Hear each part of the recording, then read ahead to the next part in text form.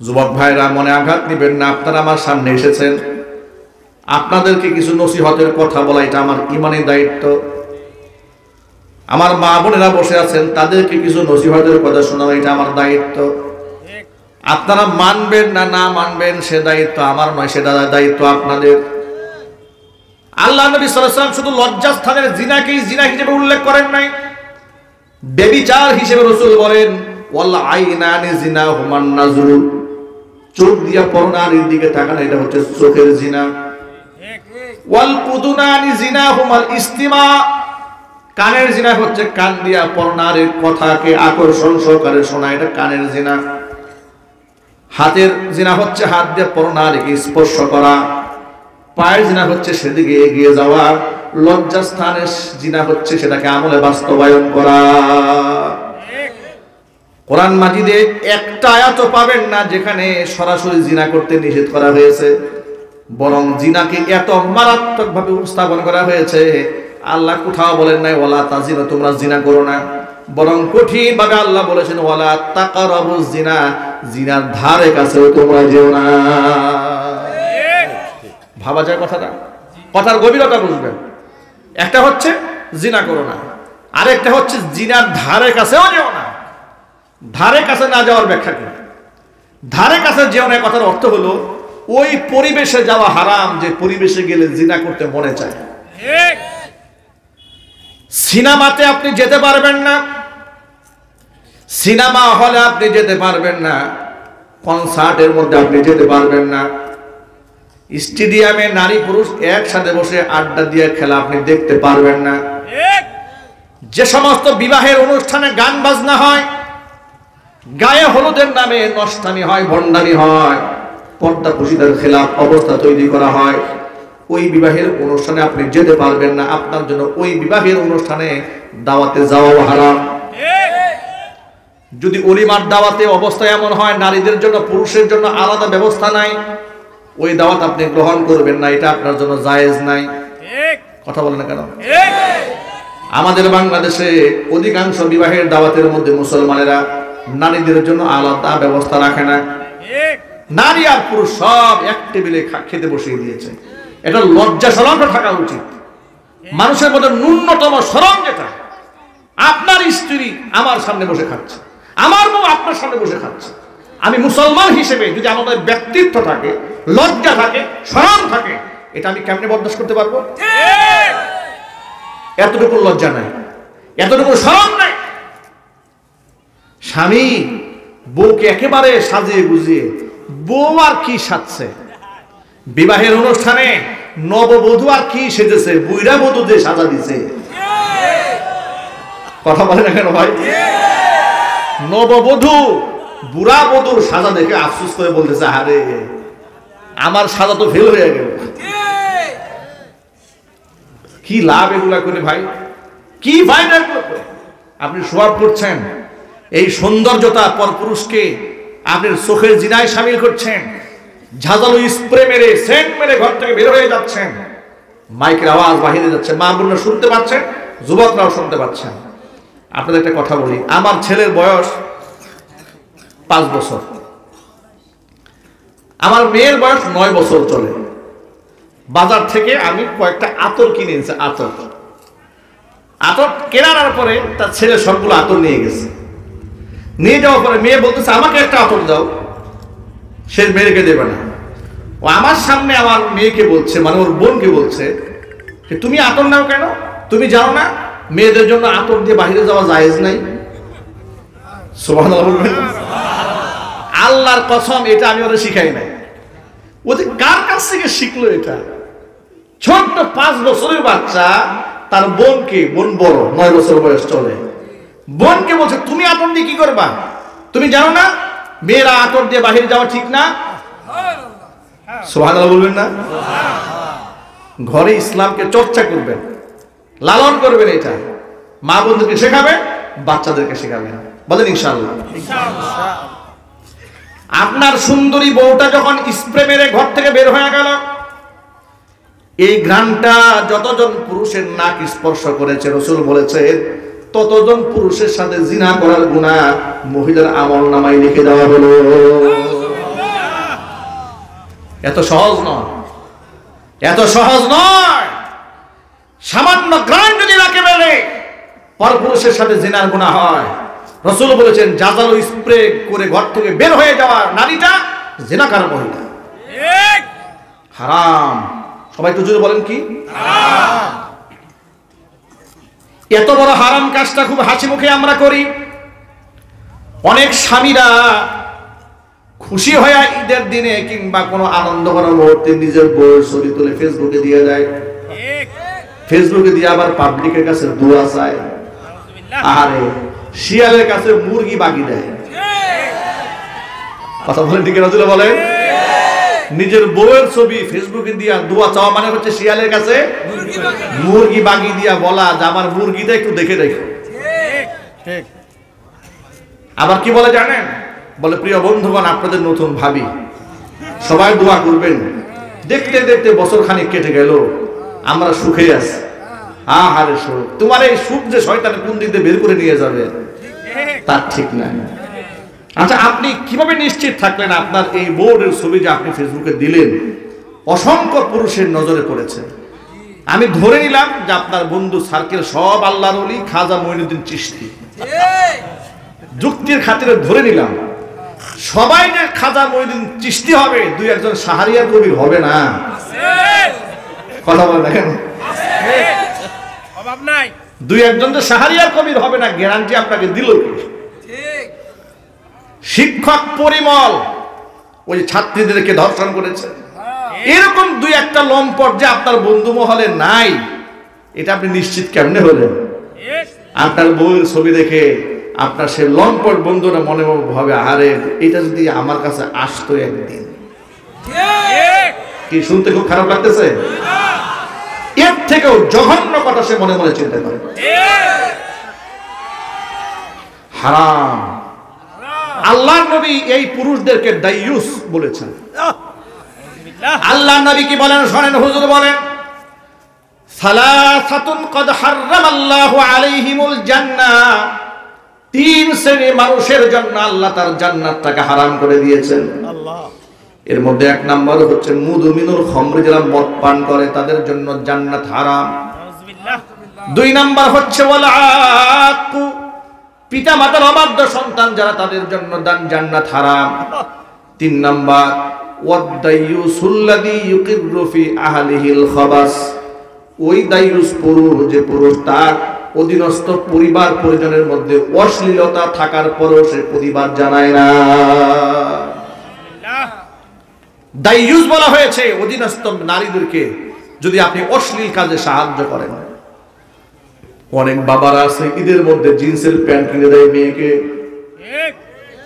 T shirt কিনে দেয়, Indian three piece কিনে দেয়, যে থ্রি পিসে ওড়না থাকা যে কথা না থাকা একই কথা। আমি ঈদের সময় কেনাকাটা করতে গেছি মার্কেটে, বলছি ভাই কিছু ভালো থ্রি পিস দেন। থ্রি পিস বের করে দামি দামি করে থ্রি পিস দিয়েছে, নাম তো three piece, one piece, two piece, three piece, salwar জামা ওড়না, ওড়না দিয়েছে একদম নেট মশারি। আমি বললাম যে ভাই এগুলা কি পরার জিনিস? হুজুর কি যে বলেন, এগুলা তো চলে বেশি, এগুলোর দামও বেশি আর এগুলো কেনাও বেশি, আর ওড়না কি পরে নাকি?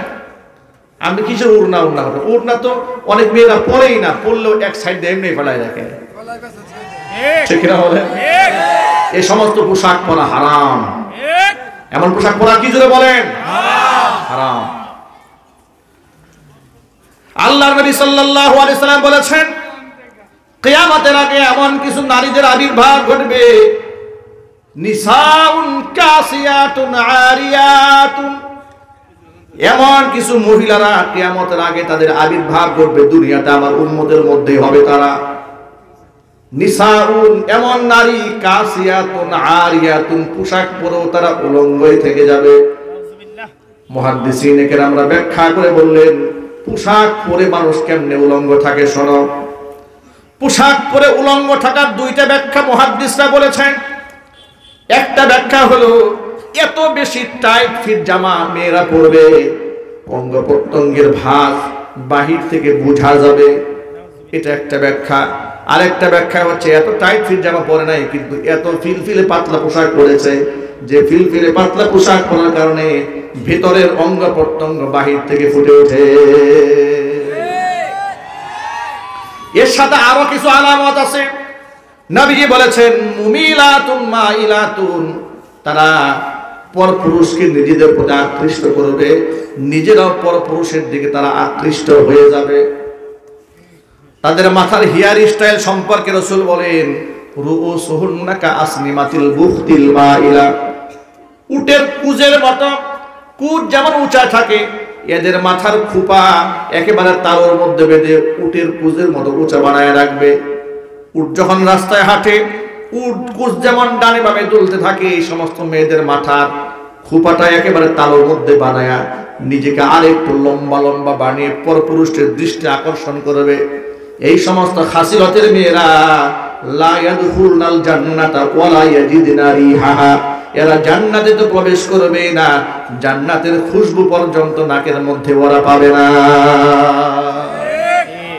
যুবকেরা মনে রাখবেন, কথাটা কান খুলে শুনে রাখেন। যুবকেরা অ্যাক্টিভ আছে তো ইনশাআল্লাহ? যুবকরা অ্যাক্টিভ আছে না ঘুমায় গেছে? লিল্লাহি তাকবীর। যুবক ভাইদের দৃষ্টি আকর্ষণ করছে। আল্লাহর রাসূল বলেছেন ইয়া মাশারাশ শাবাব, ও যুবকেরা, মান ইসতাতাআ মিনকুমুল বাআতা ফালিয়াতাযাওয়াজ, যাদের স্ত্রীকে মহারণা দেওয়ার সামর্থ্য আছে, ভরণ পোষণ দেওয়ার সামর্থ্য আছে, তোমরা বিবাহ করে নাও। ফাইন্নাহু আগাদ্দু লিল বাসারি ওয়া আহসানু লিল ফারাজি, বিবাহ করলে তোমার চোখের হিফাজত হবে, লজ্জাস্থানের হিফাজত হবে। সুবহানাল্লাহ।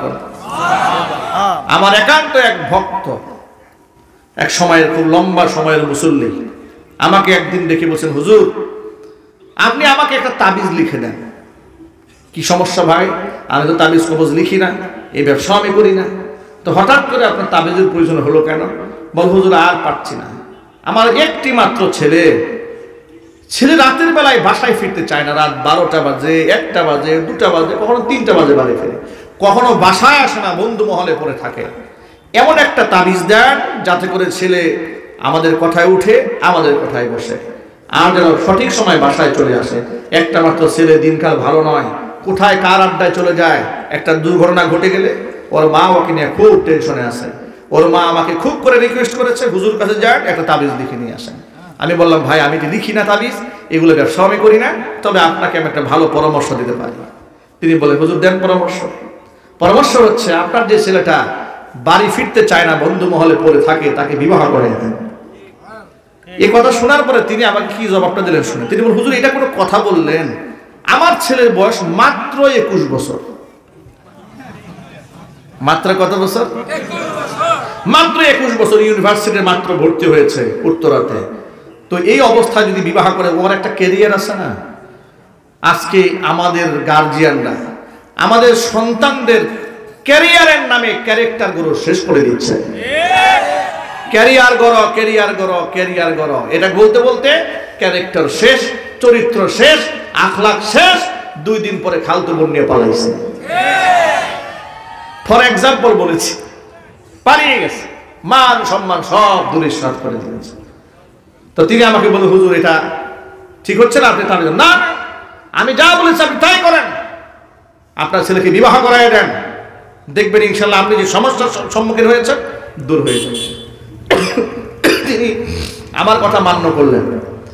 মান্য করে এবার ছেলের জন্য পুত্রবধূ তালাশ করা শুরু করলেন। সপ্তাহখানিক খুঁজলেন, এর মধ্যে মিলে গেল। আমাকে একদিন ফোন দিয়ে বললেন হুজুর ছেলের জন্য বিবাহ ঠিক করেছে, আপনি বিবাহ পড়াবেন। কিন্তু আমার প্রোগ্রামের কারণে যেতে পারলাম না। যে ভাই আমি খুবই ব্যস্ত, আমি প্রোগ্রামের কারণে যেতে পারছি না। বিবাহ হয়ে গেল। নিজের পক্ষ থেকে কদিন পর আমি ফোন দিয়েছি খোঁজ খবর নেওয়ার জন্য, ভাই কি অবস্থা, ছেলের খবর কি, এখনো কি আগের মতো আছে? বলো হুজুর কি যে বলেন, 3 দিন হয়েছে ঘরের দরজাই খুলে না। সুবহানাল্লাহ বলেন। যে ছেলে বাড়ি ফেরে না, যে ছেলে 3টায় বাসায় আসে না, সেই ছেলে 3 দিন ধরে ঘরের দরজাই খুলে না। কি তাহাজ্জুদটা আদায় করতেছে। সুবহানাল্লাহ বলেন। যুবকেরা বিবাহ করে ফেলতে হবে ইনশাআল্লাহ বলেন। ইনশাআল্লাহ। আরো জোরে বলেন ইনশাআল্লাহ। ইনশাআল্লাহ। বিবাহ করার নিয়ত আছে তো? কার কার আছে হাত দেখি তো। অনেকে 2 হাত তুলেছে, কিছু মুরব্বীরা তুলছে, আমি দেখছি। কিন্তু বাড়িতে যান, এবার খবর আছে। বউ বুকে হাত রেখে কসম খাওয়াবে, হুজুর যখন হাত তুলছে বলছে তুলছিল তুমি। যুবকদেরকে বলবো, যুবকেরা বিবাহ করার ক্ষেত্রে ইসলামে কিছু ফর্মুলা আছে, এগুলাকে মান্য করতে হবে ইনশাআল্লাহ। বলেন আমি কি হাদিস থেকে বলবো? কি কষ্ট হচ্ছে আপনাদের? আল্লাহ নবী সাল্লাল্লাহু আলাইহি ওয়াসাল্লাম বলেছেন, তুনকাহুল মারআতু লিআরবাইন, 4টি গুণের কারণে মেয়েদেরকে বিবাহ করা হয়। কয়টি গুণের কারণে? 1 নাম্বার লিমালিহা, তার সম্পদের কারণে। 2 নাম্বার ওয়ালি জামালিহা, তার সৌন্দর্যতার কারণে। 3 নাম্বার ওয়ালি হাসাবিহা, তার বংশীয় মর্যাদার কারণে। 4 নাম্বার ওয়ালি দীনিহা, তার ধার্মিকতার কারণে। নবীজি বলেন 4টা গুণের মধ্যে 4 নাম্বার যে গুণটা আছে ধার্মিকতা। ফাযফার বিযাতিদ দ্বীন, ধার্মিকতার গুণটাকে প্রাধান্য দাও। তারিবাত ইয়াদাকা, যদি তুমি ধার্মিকতার গুণকে প্রাধান্য না দাও তাহলে তুমি ধ্বংস হয়ে যাবে। আল্লাহ রাসূলের কথা কতটা বাস্তবসম্মত চিন্তা করেন। ধার্মিকতা প্রাধান্য না দিয়ে যারা শুধুমাত্র টাকা পয়সা দেখেছে আর সৌন্দর্যতা দেখেছে, কসম আল্লাহর, সংসারের মধ্যে সুখ নাই। তারা স্বামীকে শ্রদ্ধা করে না, সম্মান করে না। স্বামীকে এক বিছানায় রেখে আরেক বিছানায় বয়ফ্রেন্ডের সাথে মোবাইলে কথা বলে। আল্লাহর ভয় নাই, পরকালের ভয় নাই। স্বামীর খেদমত করে না, স্বামীর সেবা শুশ্রূষা করে না, স্বামীর জন্য পানি এগিয়ে দেয় না। আর যদি ধার্মিকতা বাদ দিয়া একেবারে MA পাস, ডিগ্রি পাস করা কর্মযোগী চাকরিজীবী মেয়েকে বিবাহ করেন, অধিকাংশ জায়গায় চাকরিজীবী মেয়েরা স্বামীর প্রতি শ্রদ্ধাশীল হয় না। সব জায়গার কথা বলি না, অধিকাংশ জায়গায় যারা চাকরিজীবী তারা স্বামীর প্রতি শ্রদ্ধাশীল হয় না। শয়তান তাকে ধোঁকা দেয়, ও মহিলাকে ধোঁকা দিয়ে বলে, তোর স্বামীর খেদমত করতে হবে কেন? স্বামীর জন্য রান্না করতে হবে কেন? স্বামীর কাপড়টা ধুয়ে দিতে হবে কেন? তুই তো কাম করে খাইস, তুই কি স্বামীরটা পরিস না ওরটা খাস? তুই তো স্বয়ং সম্পূর্ণ। এইভাবে 1 দিন 2 দিন স্বামীকে অবজ্ঞা, তুচ্ছ তাচ্ছিল্য করতে করতে মাঝখানে একটা চির ধরে, মাঝখানে একটা ফাটল ধরে। বিভিন্ন ওয়াজ মাহফিল আমি বুঝাবার জন্য আমি একটা বাস্তব জীবন থেকে একটা এক্সাম্পল দিই। দক্ষিণবঙ্গ থেকে মাহফিল করে আমি পদ্মা সেতু পার হচ্ছি, রাত তখন 2:30 থেকে 3টা বাজে আনুমানিক, শেষ রাতের দিকে। পদ্মা সেতু পার হওয়ার সময় টুল বক্সে দেখি এক ভদ্র মহিলা টুল প্লাজায় বসে টাকা উত্তোলন করছে। 2:30 3টা বাজে, মেয়ে মানুষ, এত রাত জাগতে পারে দেখি এরকম করে ঝিমাইতেছে। ইয়াং মেয়েটি, টাকা দিলাম আর মনে মনে ভাবলাম, আহারে এই মেয়েটি কারো না কারো মা হবে, কারো কারো স্ত্রী হবে। কথা বলেন ঠিক কিনা? এই মেয়েটি যদি কারো মা হয়ে থাকে, রাত 3টা বাজে উচিত ছিল নিজের সন্তানটাকে বুকের সাথে আগলায় ধরে রাখা। ঠিক কিনা বলেন? যার স্ত্রী, এই সময় উচিত ছিল স্বামীর সঙ্গ দেওয়া, স্বামীর সান্নিধ্য গ্রহণ করা, স্বামী স্ত্রীর সাথে প্রেম ভালোবাসা আদান প্রদান করা। কিন্তু গভীর রজনীতে তথাকথিত পশ্চিমাদের কথা শুনে, নারীবাদের নামে, নারী কর্মসংস্থানের নামে, নারী উন্নতি অগ্রগতির নামে নারীকে রাত 2টা বাজে 3টা বাজে টুল প্লাজায় বসিয়ে দিয়েছে। অথচ এই জায়গায় একজন নারীকে না বসিয়ে যদি একজন পুরুষকে বসায় দেওয়া হতো তাহলে এই সমাজের মধ্যে আরো উন্নতি সাধিত হতো। একটা পুরুষ যদি ইনকাম করে তাহলে কতগুলো মানুষ বাঁচে দেখেন। পুরুষ ইনকাম করলে সে নিজে বাঁচে, পুরুষের মা বাবা বাঁচে, স্ত্রী সন্তান বাঁচে, আত্মীয় স্বজন বাঁচে। কিন্তু মেয়ে মানুষ যদি চাকরি করে 2টা পয়সা ইনকাম করে, ওই টাকা দিয়া সংসার চালাবে দূরের কথা, স্বামীকে আগে জানায় দেয়, খবরদার আমার টাকা দিয়ে কিন্তু টাকা বানা। আপনাদেরকে একটা গোপন রহস্য বলে দিই মেয়েদের, আমরা পুরুষরা যখন ব্যাংকে কোনো অ্যাকাউন্ট করি, সেটা যত টাকার অ্যাকাউন্ট হোক না কেন, নমিনি দেই বউকে। ঠিক না ভাই? খুব মহব্বতের সাথে আমরা ভাইকেও দেই না, বাপ মাকেও দেই না, নমিনি কাকে দেয়? বউকে দেয়। আর আপনার স্ত্রী যখন অ্যাকাউন্ট খোলে তখন দেখবেন নমিনিটা কাকে দেয়। স্বামীর নাম দেবে না জীবনে, প্রয়োজনে তার বাবার নাম দেবে। কথা বলে না কেন? এটা কি অবাস্তব কথা মনে হয়েছে? এটা বাস্তব কথা বলেছি। এর মানে হচ্ছে দেখেন, একটা নারী যদি স্বাবলম্বী হয় তাহলে তার দ্বারা সে এককভাবে কিছু ফায়দা হতে পারে, কিন্তু একদম পুরুষ যদি স্বাবলম্বী হয় সেক্ষেত্রে গোটা সমাজ স্বাবলম্বী হয়ে যায়। আজকে বাংলাদেশে লক্ষ লক্ষ বেকার যুবক আছে, শিক্ষিত বেকার, বেকার হয়ে ঘুরে বেড়াচ্ছে। আর ওনারা আপনার পদ্মা সেতুর টুল প্লাজা থেকে টাকা উঠাবার জন্য রাত 3টা বাজে মহিলা বসে থাকছে। মেট্রো রেল চালাবার জন্য মহিলা ড্রাইভার দিয়েছে। আরে বাবা, খায় কোনো কাম নাই, ড্রাইভিং মহিলাকে করতে হবে কেন? কথা বলেন ঠিক না? বলে তারা এগুলার মধ্যে নারীর স্বাধীনতা খুঁজে, এগুলার মধ্যে নারীর সম্মান খুঁজে বেড়ায়। ইসলাম বলে না, নিশ্চয়ই নারীর কর্মসংস্থান আছে, কিন্তু সেটা পুরুষের সাথে ধাক্কাধাক্কি করে এক জায়গায় নয়। ইসলাম নারীকে অনেক সম্মান দিয়েছে, মর্যাদা দিয়েছি, তবে সেই মর্যাদা তথাকথিত পশ্চিমাদের বক্তব্য অনুযায়ী নারী পুরুষ সমান অধিকার যদিও তারা বলে, ওরা তাকে মিথ্যাবাদী। ওরা মূলত নারী পুরুষের সমান অধিকারের নামে ইসলামের যে সভ্যতা আছে, কালচারটা আছে, পারিবারিক বন্ধন আছে, সেই বন্ধনটাকে তারা ভেঙে দিতে চায়। ইসলামে নারী পুরুষ কোথাও সমান অধিকার নাই, বরং কোনো কোনো ক্ষেত্রে নারীকে অগ্রাধিকার দেওয়া হয়েছে, কোনো কোনো ক্ষেত্রে পুরুষকে অগ্রাধিকার দেওয়া হয়েছে। ন্যায্যতার ভিত্তিতে, ইনসাফের ভিত্তিতে স্বামী এবং স্ত্রীর অধিকার নিশ্চিত করা হয়েছে। বলেন সুবহানাল্লাহ। সমান অধিকার যদি বলেন তাহলে স্বামী স্ত্রী হয়ে গেলে 6 মাস পুরুষ ইনকাম করে বউরে খাওয়াবে, আর 6 মাস নারী ইনকাম করে স্বামীরে খাওয়াবে। কথা বুঝতে পারেন না? যদি আপনি সমান অধিকারের কথা বলেন তাহলে পুরুষ যেমন মহারণা দেবে, বউকেও মহারণা দিতে হবে। ঠিক না বলেন? আপনাদের সমান বানাতে চান। আসলে এই সমান অধিকার, এই শব্দটাই হচ্ছে একটা ডাহা মিথ্যা কথা, একটা প্রতারণামূলক কথা। বক্তব্য হবে ন্যায্য অধিকার, ইসলাম যা দিয়েছে সেই অধিকার দাও। নারী পুরুষ কেমনে সমান হবে?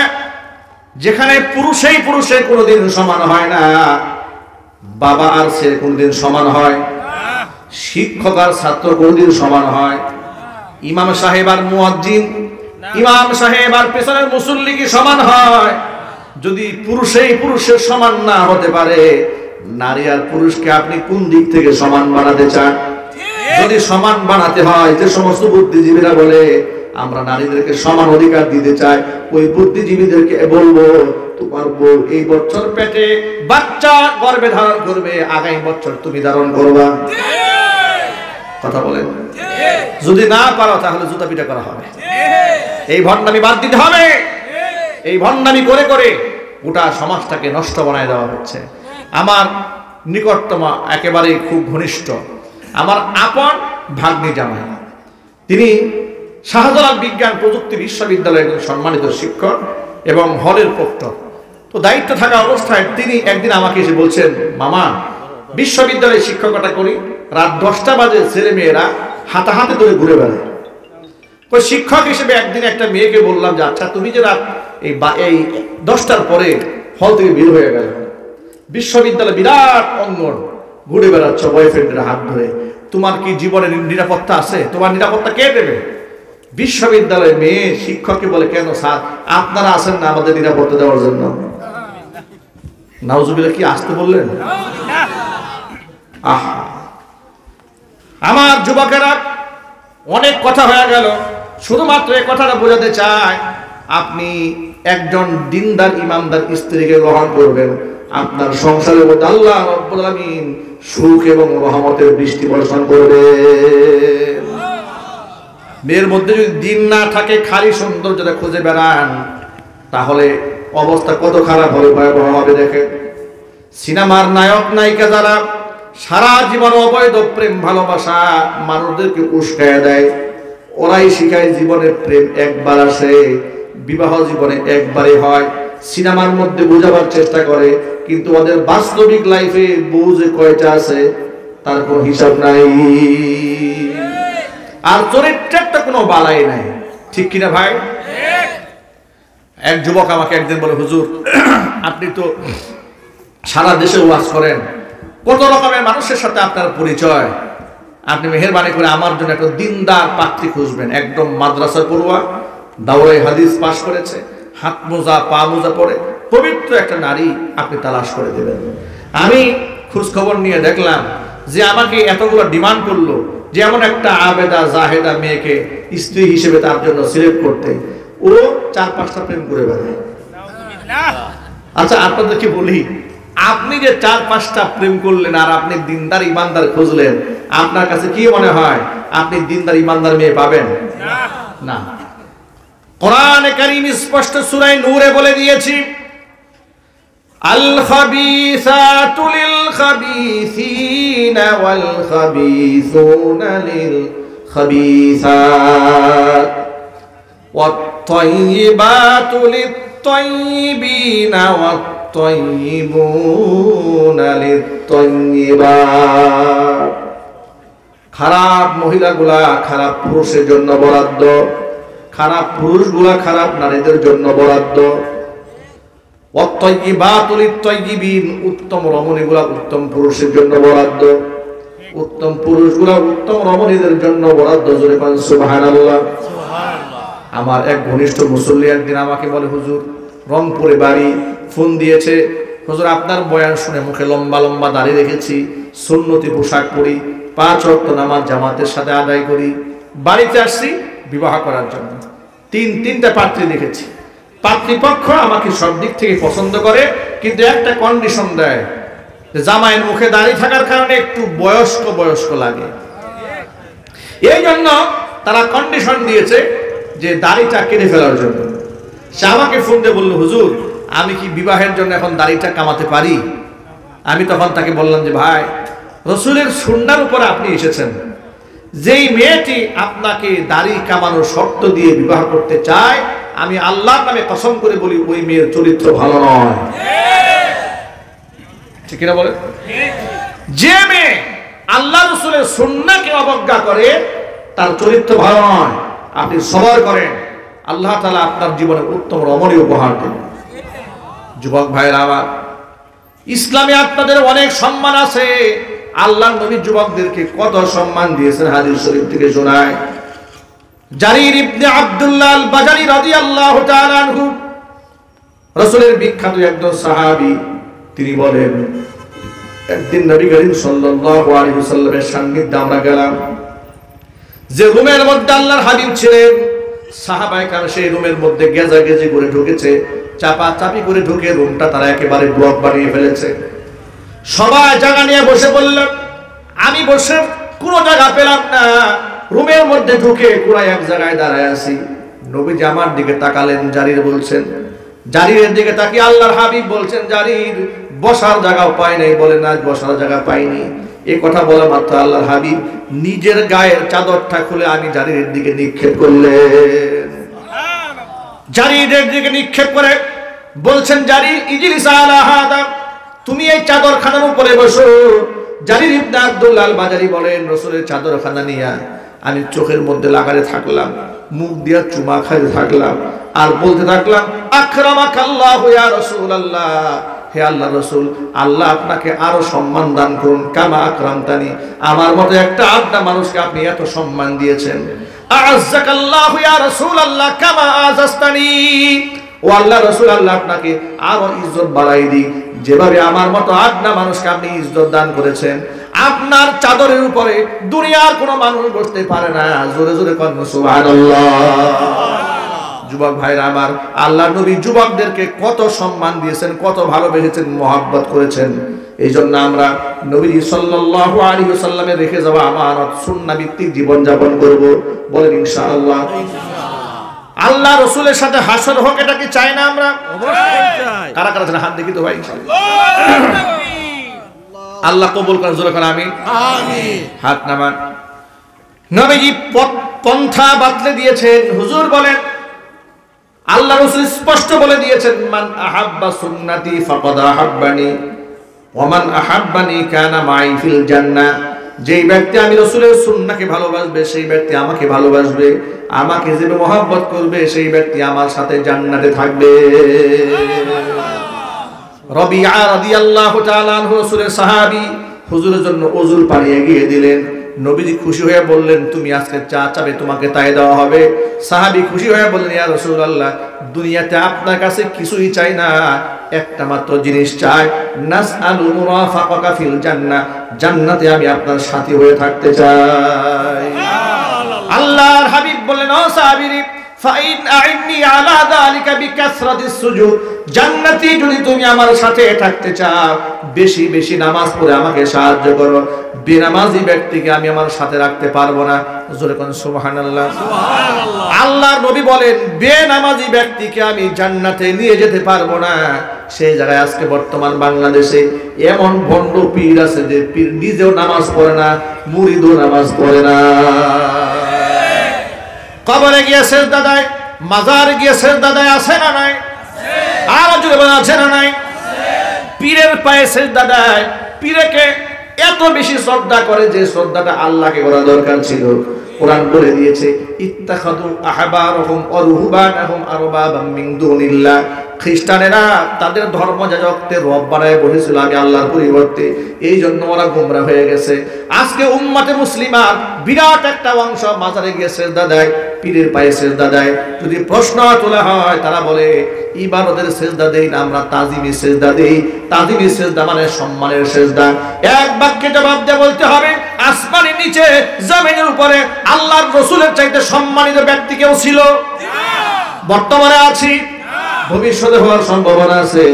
তাহলে আল্লাহর নবী এত সম্মান, এত মর্যাদা, যার ব্যাপারে আল্লাহ রাব্বুল আলামিন নিজে বলেছেন, লা তাজআলু দুআআর রাসূলি বাইনাকুম কাদুআই বা'দিকুম বা'দা। আমার নবী কি সাধারণ মানুষের মতো তোমরা ডাক করিতে পারবা না?